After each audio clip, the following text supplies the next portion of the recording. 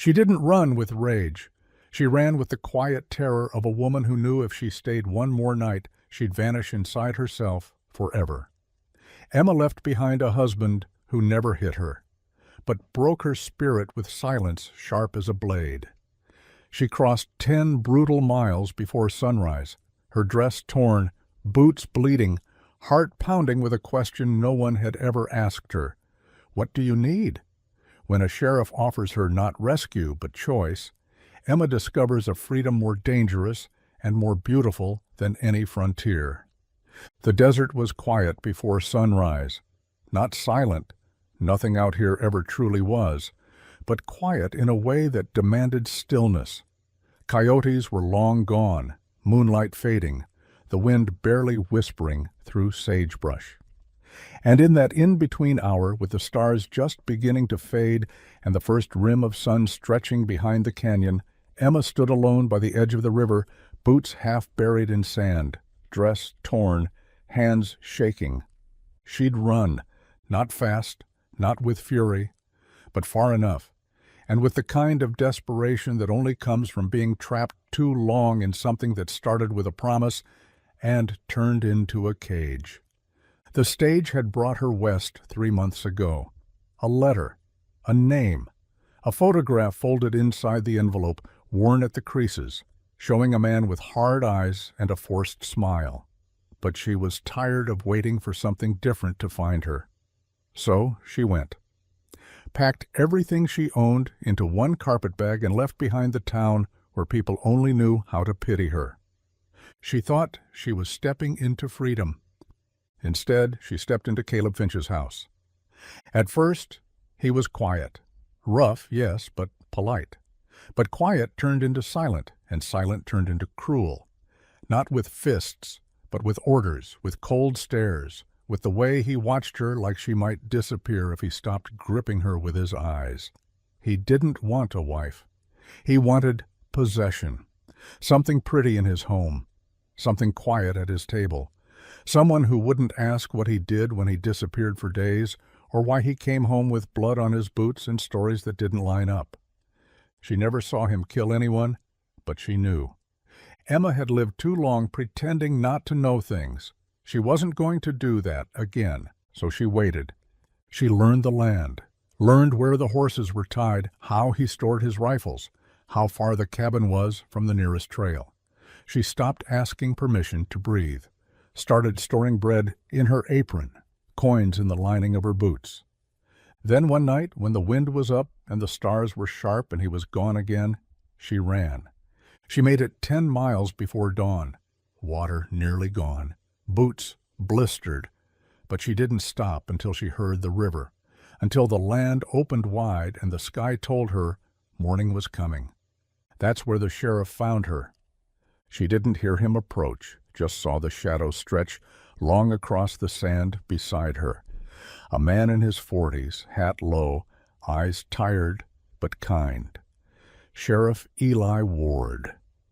He didn't speak right away, didn't ask questions, just looked at her face, at her hands, at the way she stood like someone bracing for impact. "You Emma?" he asked gently. She didn't answer. He nodded, tipped his hat. "Your neighbor sent word, said she saw you leave, said she was worried." Emma didn't blink, just said, "Are you here to take me back?" Eli looked at her for a long moment. "No, ma'am," he said. "I'm here to hear what you need. Then I'll decide who I'm taking where." She didn't know what to say to that. No one had ever asked her what she needed. He led her to a shaded patch beneath a mesquite tree, offered her water, waited. Finally she spoke, told him everything. Not quickly, not easily, but honestly. And he listened, not like a man waiting to speak, like a man waiting to understand. When she finished, she expected him to question her, to ask if she was exaggerating, to warn her that Caleb was dangerous, that he was respected in town, that this would be messy. Instead, Eli stood slowly, said, "Do you feel safer now than you did yesterday?" She nodded. "Then you did the right thing." He didn't lecture, didn't promise protection he couldn't give, but he gave her one truth, spoken plain. You don't need to be strong the way he said you had to be. You just need to stop pretending fear makes you weak. You knew it was wrong. You left anyway. That's strength." Then he handed her a pistol. Not to use, to carry. Because sometimes strength is in knowing you won't go back, not even if you could. That night, Emma slept by a fire for the first time in years. No walls, no lock, no man pacing just out of view, just stars. And silence, and the knowledge that morning would come and she would still be free. The next morning, the sky turned pink before it turned gold. Emma opened her eyes to the rustle of wind through tall grass and the soft crackle of a dying fire. Her back ached. Her legs were stiff. But she was still there, still breathing, still free. She sat up slowly, blanket sliding from her shoulders, and looked across the clearing. Sheriff Eli Ward was already awake, crouched near the coals, stirring the last of the embers with a stick. He looked over his shoulder when he heard her move, then tipped his hat in greeting like they'd been camping partners for years. "You sleep?" he asked. Emma nodded. "Better than I thought I would." He didn't smile, but something softened around his eyes. "That's something." She stood slowly, stretching her arms, feeling every bruise, every blister. But she didn't wince. She was done wincing. The desert didn't care if she hurt, and neither did the future she was walking toward. Eli handed her a cup of coffee, still warm, and for a moment they stood in silence, watching the sun rise over the hills. It painted the rocks in copper and honey, and Emma realized how long it had been since she'd stood still and let herself see something beautiful without wondering if it was safe to enjoy. "Caleb's not going to let this go," she said finally. "He's the kind of man who thinks leaving is a challenge." Eli didn't deny it. "I know." "Then why are you helping me?" He glanced at her, steady. "Because running from danger isn't weakness, and surviving it doesn't mean you owe anyone silence." Emma sipped the coffee. "That sounds like something you've told someone before." Eli looked back at the fire. "Because someone told it to me." They packed up slowly, no urgency in their movements. Eli handed her a map, marked with a trail north. "There's a safe house run by a widow named June. She's not far, a day's ride. She takes in women who've had to run. You stay long enough to rest, learn what's next, or longer if you choose. No one will ask you to explain." Emma stared at the map. "You really think I'll be safe there?" "I know you will," Eli said. "Because it's not about where you go. It's about who you are when you get there." She folded the map carefully and slipped it into her bag. "What happens if Caleb follows?" Eli straightened. "Then he'll find me waiting." And he meant it. Emma didn't thank him. Not because she wasn't grateful, but because thank you wasn't big enough for what he'd given her. Not just protection, not just help, but the gift of being believed without needing to be perfect, of being defended without needing to be rescued. As she mounted the horse he'd brought her, Eli handed her the pistol again, wrapped in cloth. "You still think I'll need it?" she asked. "I think you don't," he said. "But I want you to remember you can." She nodded, adjusted the reins, and turned toward the trail. The ride was quiet. The air smelled like mesquite and dust. Her hands ached, her legs sore from too long without rest. But she didn't look back. Not once. Because what waited behind her wasn't a life. It was a prison dressed up like a promise. And she had stopped waiting for permission to leave. She arrived at the safe house just as the sun dipped low, casting long shadows across the porch. June stepped outside, apron still dusted with flour, eyes kind and knowing. She looked at Emma, at the weariness in her bones, at the fire in her spine. "You're safe here," she said. Emma slid off the horse, knees trembling. "How do you know?" June smiled. "Because you made it this far." And Emma believed her. She slept that night in a clean bed. No footsteps overhead, no locked doors, just breath, just quiet, just the sound of herself coming back to life. When dawn came again, she stood barefoot in the dirt and watched the sky bleed into gold. And this time, when the light hit her face, she didn't brace. She stood tall, unflinching, whole. She wasn't someone's wife, and she wasn't someone's secret. She was her own beginning. By the end of her first week at June's safe house, Emma had begun to feel her body differently. Not like something bracing for the next impact, but something waking up. Her shoulders sat lower, her steps grew steadier. She spoke more, not loudly, but with ease. No one interrupted her here. No one corrected her tone. No one told her when to smile or what counted as appropriate. June's place wasn't built on charity. It was built on sovereignty. There were 4 other women living there. Each had arrived on their own trail of silence, grit, and slow-burning fear. But none of them asked questions they wouldn't want asked in return. When Emma told them her name, that was enough. No one needed to know what she'd survived in order to believe her. Still, in the quiet moments, over morning bread or while folding laundry into neat, even stacks, pieces of her story slipped out, not as confessions, as facts. She said, "I used to ask permission to sit in my own chair." June nodded. "I remember that." She said, "He never hit me. He didn't need to." One of the other women, Miriam, simply said, "That counts." They weren't trying to bond through suffering. They were piecing themselves back together out loud. Each evening, Emma walked the perimeter of the house, boots leaving soft impressions in the dry dirt.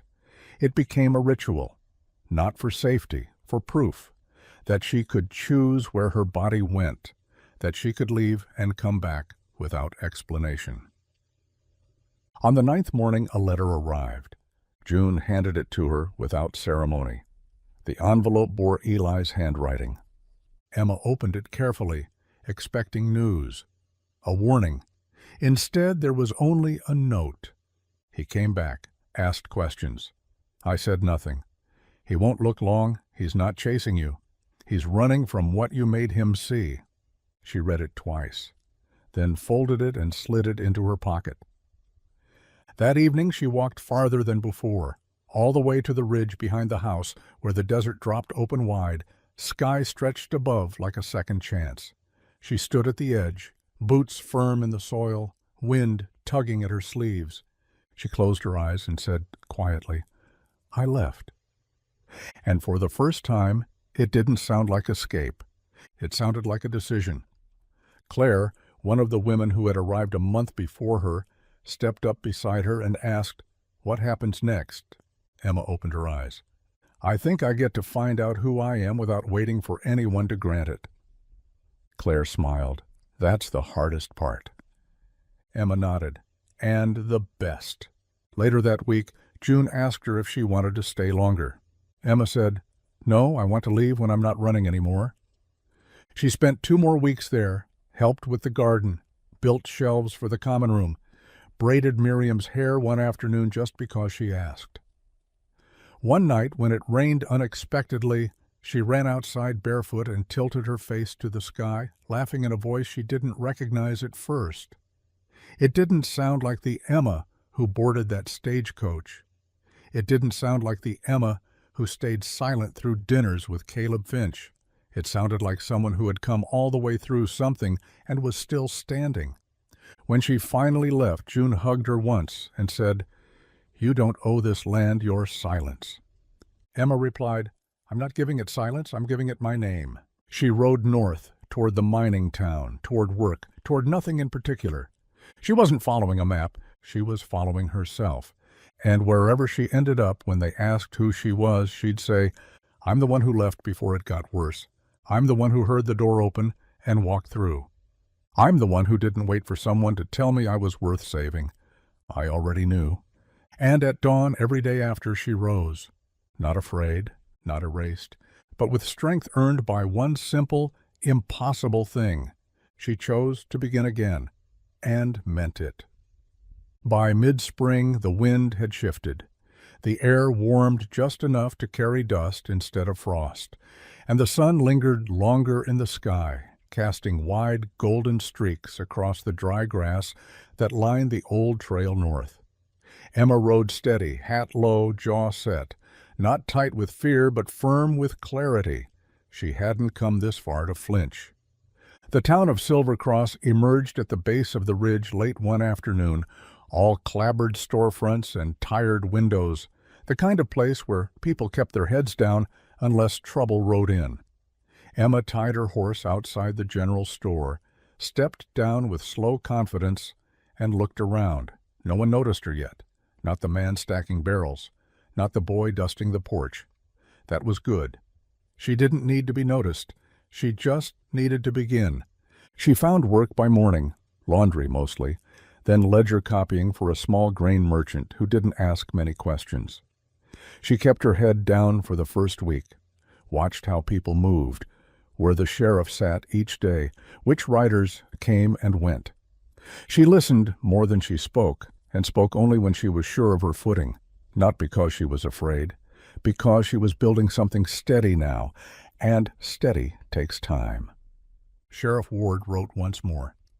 A second letter, delivered by a passing rancher. No word from Finch. The trail went cold near Wichita. He's not looking anymore. Not for you, anyway. Ride light, Emma. You did what too many never do. You left while your name was still your own. She held that letter like it weighed something. Then she folded it up and tucked it into the inside lining of her coat. Not for safety, for memory, because there would be days, even now, when she'd hear footsteps behind her and wonder. Not because she thought he was there, but because fear doesn't vanish. It recedes, and when it returns, it wants to know if you're still paying attention. One morning, 2 weeks after her arrival in Silver Cross, the local blacksmith's daughter went missing. 12 years old, last seen heading toward the creek. The town turned inside out. Search parties, shouted names, panic riding high in everyone's throat. Emma didn't hesitate. She joined the search. No one asked her to, but no one stopped her either. She found the girl near dusk, caught in a thicket, ankle twisted, tears dry from too much time alone. Emma knelt beside her, offered water, waited for her breathing to even out. "Are you hurt bad?" she asked. The girl nodded. "I'm going to carry you out," Emma said. "You're safe now." Later that night, the girl's mother pressed a coin into Emma's hand, voice cracking. Emma shook her head. "Keep it," she said. She just needed someone to come looking who wasn't afraid of the dark. The town started watching her differently after that. Not with suspicion, with something else, recognition. And slowly, Emma let them know her name. Not the name Finch had used, her own. She joined the sewing circle on Sundays, started teaching letters to the merchant's niece, brought soup to the stable boy when he caught the cough. And when the sheriff in Silver Cross, a wiry, soft-spoken man with a limp, asked if she'd ever consider riding patrol while he recovered from surgery, she said yes without flinching. She'd learned the land. She knew how to listen. And more importantly, she knew how to be seen without giving anything away she didn't mean to. The badge was temporary. The respect wasn't. One night, standing at the edge of the porch with the moon hanging low and full in the sky, the sheriff asked her, "You ever think about going back?" Emma didn't answer at first. She traced the rim of her cup with one finger, then said, "Back is gone, and it never saw me anyway." He nodded. "Well, Silver Cross does." She didn't need him to say it, but it was good to hear. And when she turned in for the night, she lay in bed beneath a patched quilt, boots near the door, pistol within reach, not from fear but from ritual, and let herself rest. Not just sleep, rest, because the outlaw she'd run from was gone. But the strength she'd found while running, that stayed. And in this town, under this sky, in a world that still didn't know how to reckon with women who saved themselves, Emma rose each morning with her own name, her own work, and her own story. No longer a bride, never again a possession, always the one who walked out, and never waited to be followed. By late May, the desert had bloomed, not with fanfare, no sudden riot of color, but in the quiet, determined way things do when they've survived something. Small bursts of green threaded their way through the dust, wildflowers edging fence posts, prickly pears opening under heat that didn't ask for permission. In town, people began to say things like, "You staying long?" when they saw Emma in the market.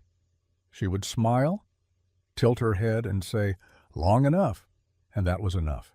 She didn't wear the badge anymore. The sheriff had healed, taken back his rounds. But when he passed her in the street, they still nodded like colleagues. He told people she had a mind for pattern, a way of listening between words, that she didn't ride fast, but she always found what she was looking for. No one questioned it. She had started fixing the old schoolhouse on the edge of town, not because anyone asked her to, because the floorboards squeaked and the windows stuck, and the air inside had felt forgotten for too long. She swept it out, patched the broken glass, scrubbed the chalkboards clean. Children peeked in as they passed, whispering about the woman who didn't talk much, but always remembered names. One girl, Mira, from the blacksmith's family, came inside one afternoon with a slate in her hands and said, "You taught me how to breathe when I'm scared." Emma looked up. "I didn't teach you that. You already knew." The girl blinked. "Then how come I didn't remember it until you showed me?" Emma didn't have an answer, but she held Mira's gaze for a long moment and said, "Then maybe remembering is what I'm here for." Word spread that the schoolhouse was open again, not as a formal place, as a safe one, a table for questions, a corner for quiet. Emma kept a drawer full of paper and 3 pencils that had been whittled down to stubs, and no one needed to raise their hand to speak. She wrote a line on the blackboard each morning, just one. Sometimes a phrase, sometimes a question, sometimes something she herself needed to remember. You don't have to run to know you're free. Courage is quieter than fear most days. You are not what he made of you. The silence after you speak is still part of your voice. People started coming just to read them. They called them Emma's notes, but she didn't sign them. She didn't need to. One evening, just as the sun was sliding low behind the ridge, Sheriff Ward rode in from the East Trail and stopped outside the schoolhouse. Emma was sitting on the steps, her hands dusty, her boots untied. He dismounted. "Saw Finch." Emma looked up. "He's in Arizona now. Changed his name. Took work on a ranch that doesn't ask questions." Emma nodded once. "You tell him anything?" "No." "Good." The sheriff leaned against the railing.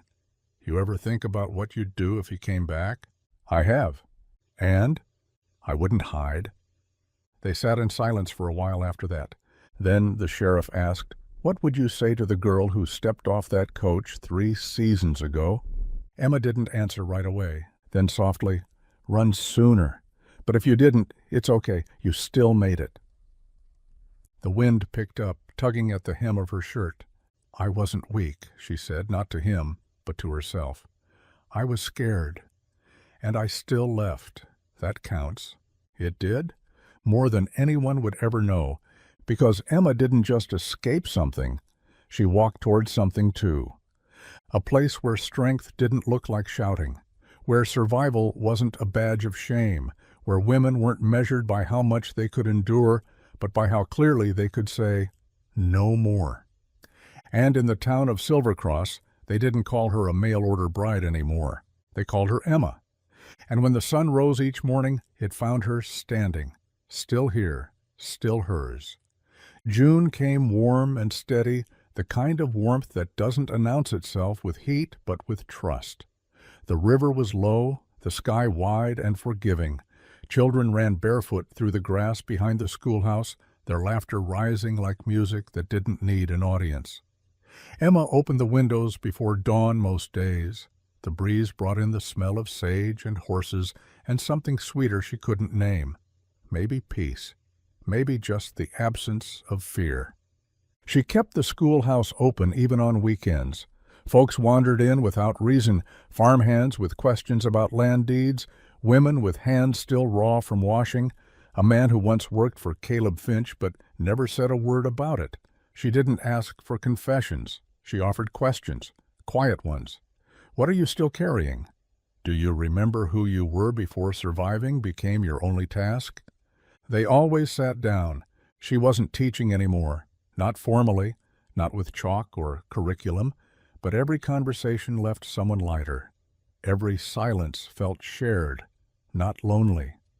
One morning, a new woman arrived. She didn't say much, just stood at the door of the schoolhouse with dust on her hem and a letter in her hand. Emma knew that look. She offered her a seat and a cup of water before the woman ever asked. "I ran," she said, voice thin. Emma nodded. "You made it." The woman shook her head. "I don't know if I'm strong enough to stay."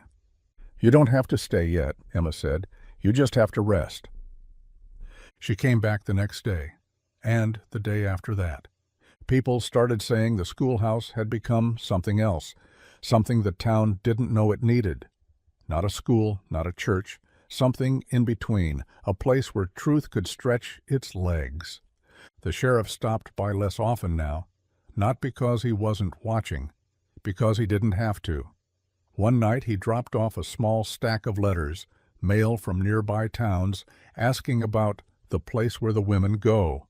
He handed them to Emma and said, "They're not asking for help, they're asking for permission." Emma smiled. "Then let's give it." She began writing back. Handwritten letters, sealed with wax, short and simple. "You're not too late. What you saw was real. Leaving is strength, not failure. You're allowed to start over without explaining everything you survived." Word spread, but not in headlines, in glances, in whispers, in the quiet shifting of shoulders that knew they could finally relax. Emma planted sunflowers behind the schoolhouse. The kids helped her. Some bloomed early, some bent toward the sky like they'd been waiting for a reason to grow tall. She watched them each morning, a cup of tea in her hand, and her past no longer sitting beside her. She'd stopped checking the trail for signs of return. Caleb Finch had become a ghost in someone else's story, not hers. And when someone asked her months later if she'd ever forgive him, she simply said, "I forgave myself for staying too long. That's all the forgiveness I needed." By summer's end, they no longer asked if she was the woman who ran. They said, "That's Emma." And every morning, the sun found her there, barefoot in the dust, sleeves rolled up, a line of truth on the blackboard that read, "You don't have to go back to prove you were right to leave." And no one ever did. By July, the sun rose early and stayed late, draping the town in long ribbons of gold that slipped between buildings and lit up the edges of everything. Silver Cross had settled into a different rhythm now, one that moved slower, steadier, and with a softness that hadn't been there before. You could see it in how people lingered at the porch steps before walking in, how they nodded more often than they spoke, how no one rushed to fill silence the way they used to. The schoolhouse had become something more permanent, not a shelter, not just a refuge, a threshold, a space where people could step in and try out the shape of being whole again. No questions asked, no stories demanded, just a place to sit, to listen, and to be heard if you were ready. Emma didn't write on the blackboard every morning anymore. Sometimes she let it stay blank, and people still came. Sometimes they brought their own words. One afternoon, a young man rode in from Calverton.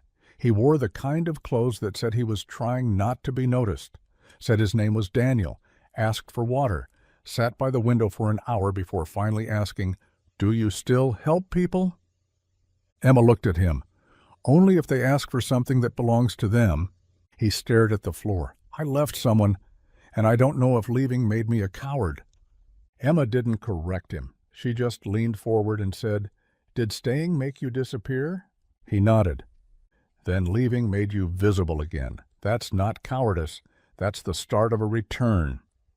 He cried, not loudly, not dramatically, but with the quiet sobs of someone who hadn't been touched by gentleness in far too long. She handed him a card, one of the last she'd written before the stack ran out. It said, "Bravery doesn't always roar. Sometimes it looks like walking away without slamming the door." He folded it and tucked it into his coat pocket like something sacred. That night, Emma sat on the steps long after the candles had burned low. The moon hung heavy above the ridge, and the wind carried a stillness that felt like understanding.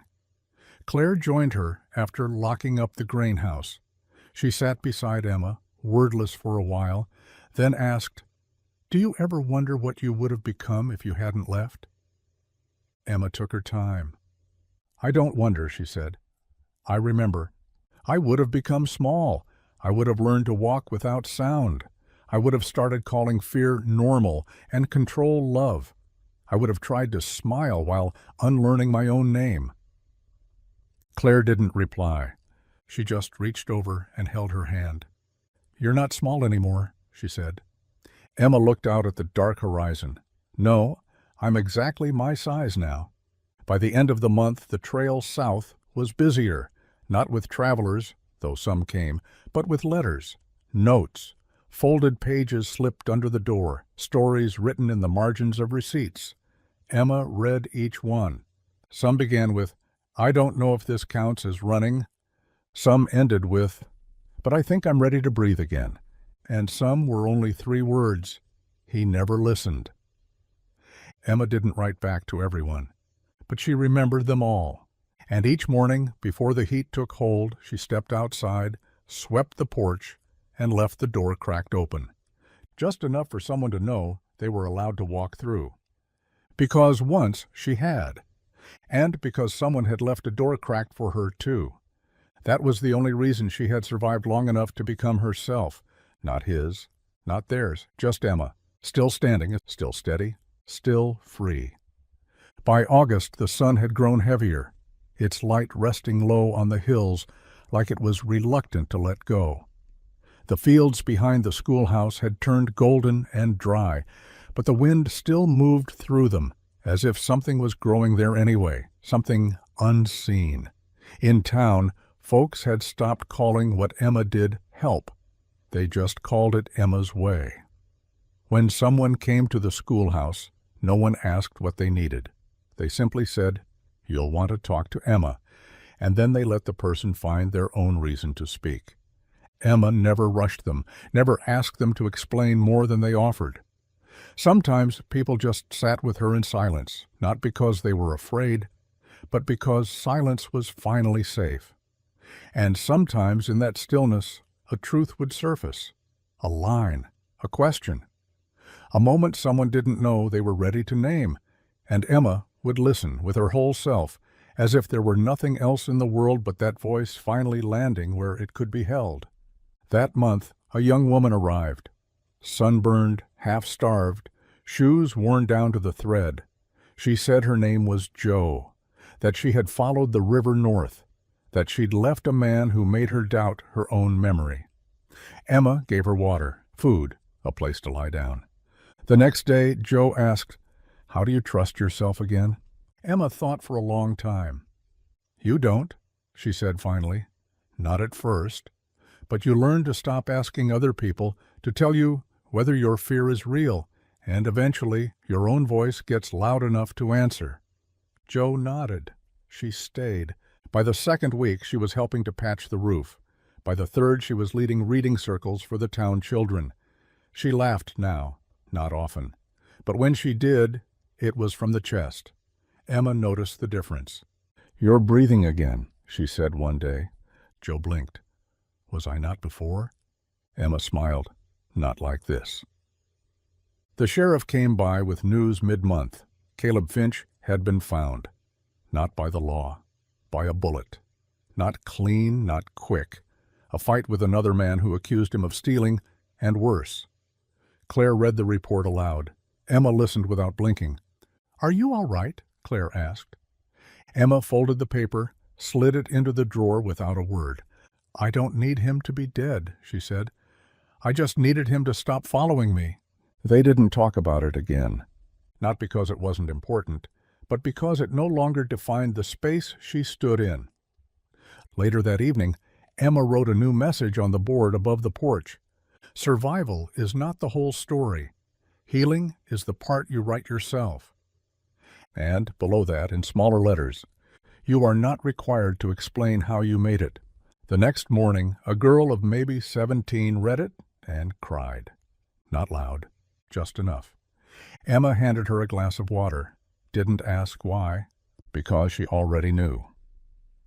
By the end of the month, someone from a nearby town asked if Emma would teach, really teach again. Curriculum, structure, a building of her own. Emma shook her head. This is the building, she said, and this is the curriculum. Come in as you are. Stay as long as you need. Leave when you remember you're free. She paused. And if you forget again, come back. The woman nodded, said nothing more, and Emma knew she would, because the door would still be open, and the porch would still be swept, and the board would still hold words written not to instruct, but to remind. You left, you lived, you're still becoming, and no one can take that from you now. By September, the wind shifted again, softer in the mornings, cooler at night. The schoolhouse porch creaked with that familiar rhythm of season turning, a little slower, a little wiser. The sun still burned hot at noon, but even that felt tempered now, like it knew how far they'd all come. The town had changed, though no one called it that. But the silences were warmer, and the people braver in how they told the truth. Emma wrote less on the board these days. Some days she left it blank and let someone else pick up the chalk. Sometimes the words came from Joe or Miriam or a passing traveler who only needed one conversation before moving on. But the board always said something, because now the town had learned words don't have to be loud to be clear, and presence held long enough becomes a kind of promise. She spent more time in the garden behind the schoolhouse. The sunflowers had browned, their heads bent like they were listening to the earth. Emma didn't pull them. She let them stand, even as they dried out. Everything has a right to finish, she told one child who asked why the flowers looked sad. Sometimes we bloom, sometimes we rest. One evening, Claire came by with tea and news. Another woman had sent word, someone from further west. Said she'd heard of a place where women didn't have to prove what they'd survived. Said she was on her way. She asked if there'd be space, Claire said. Emma smiled. There always is. They sat in silence after that, letting the sky change color above them. It wasn't a spectacular sunset, no fire, no gold, just a slow fade into dusk, a steady letting go. I think I stopped expecting to be punished, Emma said quietly. Claire looked at her. For what? For being the one who left first. Claire didn't say anything. She didn't need to. She just reached over, placed her hand on Emma's, and squeezed once. Inside, Joe was setting the table for a meal none of them had planned. Just soup, bread, company. The light through the windows made the walls glow, and for a moment the whole space felt like it was breathing. Not just the people, the place. It had become more than shelter. It had become memory that lived forward.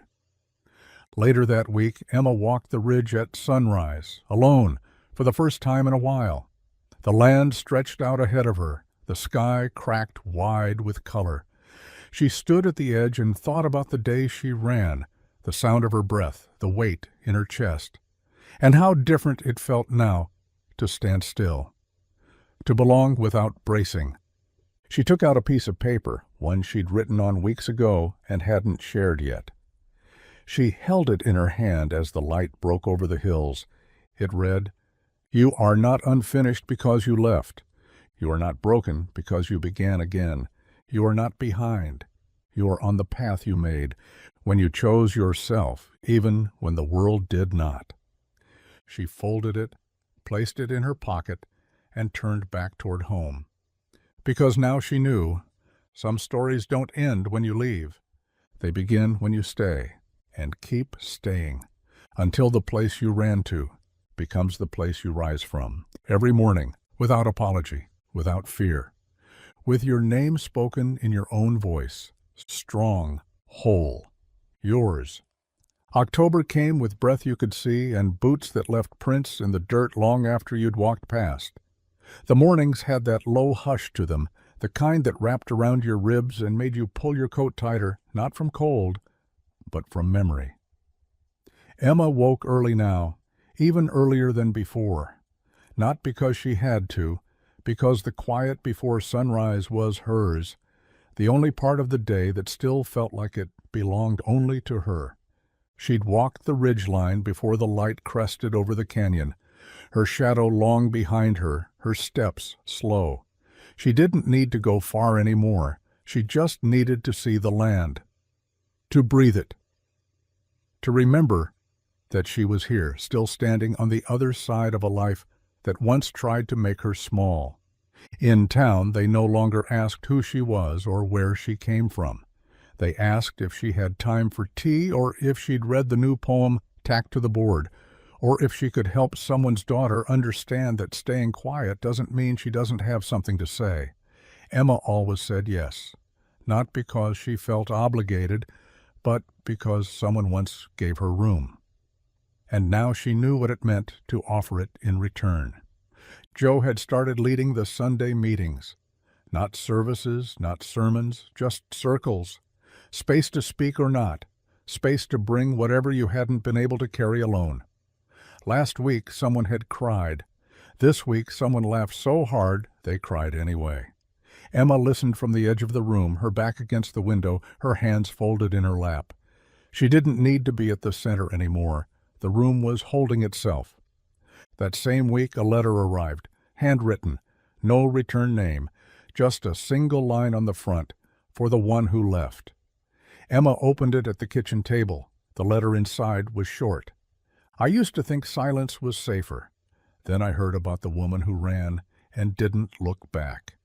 The one who didn't just escape, but built something softer in the place she landed. I'm not ready yet. But now I believe I could be. Emma read it once, then again.